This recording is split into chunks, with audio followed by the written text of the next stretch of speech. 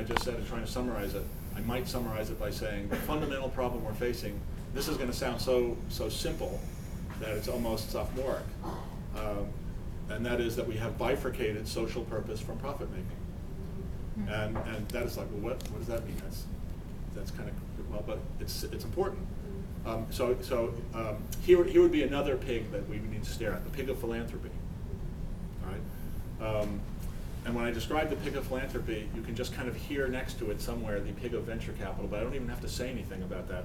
Just listen to here are the wounds of modern finance looked at through the lens of philanthropy. How does philanthropy work? Charity. Philanthropy works like this. First I'll say, well, how am I going to describe it?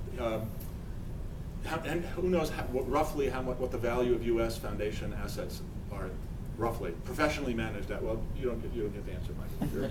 Well, you can if you want. Anybody want to guess what the rough value? By the way, this is, I didn't check yesterday or last month, but let's say up through last year, the approximate value of all U.S. foundation assets is approaching $600 billion. Oh. Right? What happens to that money? How does it get used for philanthropy? Well, it's very simple. 95% of it is invested in the stock market, and 5% of it gets given away. It's a little more, I'm simplifying the formulas, but the point is each year 5% gets given away. Basically the income on the assets, it's really 100% invested in the stock market, and the income each year gets given away. And where does that income go? That income goes to nonprofits. I think in the interest of beginning, I will not say more about that, except say a few things, and then I want to kind of move on and go through some things, read some of the book, and then come back for discussion. But I think what the challenge of the 21st century is from a financial standpoint is to create a new model of philanthropy. And you're going to hear a little bit about this tonight, but not a lot, but we can talk about it after if you want. And that is a vision of investing that is not driven by maximizing rate of return, but by seeding for-profit social enterprise.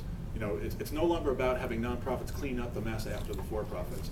We don't have time for, we will not survive. I mean, that's my own opinion. We will not survive if we try to follow that model to the end of the 21st century. We don't have time to create the next 10,000 billionaires, hoping that each one will give away $100 million, because what happens to that $100 million? $5 million a year gets given away. So you got $1 billion, $100 million, $5 million that is given to just nonprofits. We need to create an entirely new generation of entrepreneurs who build for-profit businesses that create value at the local level, that do healthcare and education and soil fertility. That's the only way we're going to survive. This idea that we can send our money to China so that we have more to take back when we retire is no longer, let's not beat ourselves up too much. We didn't know about this in 1960. We didn't know about it in 1970. People didn't know what smog was. They didn't know what cancer was. They didn't know cigarettes were bad for you. I mean, seriously, this has all happened fairly fast. But now we know, and hopefully now we will be able to start acting differently. So now I'm going to begin. Thanks. Good morning.